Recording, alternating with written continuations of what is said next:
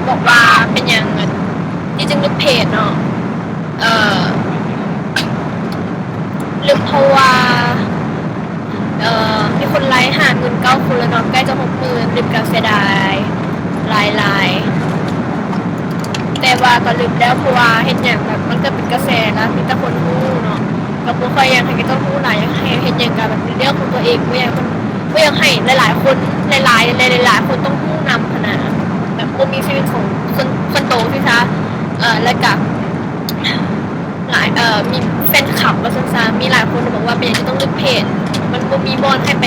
โพสเขียนว่าจีน่าฮักแล้วจังซี่จังซั่นเนาะก็ยังก็ไปโพสต์อยู่ Instagram หรือว่า Social Cam หรือว่า YouTube ก็ได้เพราะว่าจีก็ยังเล่น Instagram YouTube Social Cam คือเก่า Instagram จีก็มีอันเดียวแม่นตัว hello_gorgeous แล้วก็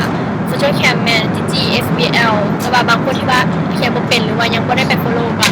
เบิ่งอยู่ลงเอาเนาะว่าที่จะเขียนอยู่เพื่อจะได้เขียนผิดบ่โอเคแต่ว่าแล้วก็คันไผ่ที่ว่ายังเห็น Facebook ที่ว่าเป็นเพจจีหรือว่าเป็น Facebook ที่ใส่รูปจีหรือว่าเขียนชื่อจีเนาะก็แปลว่าเฟกหรือว่าจีบ่ได้เล่นอย่างแล้วเพจกับบ่ได้เล่นเนาะจะมีแต่ของจีอันเดียวแม่นจีเคยบอกเธอแล้วเนาะ Facebook ที่แท้จริงเป็นอันเดียวแม่น facebook.com/ggsvl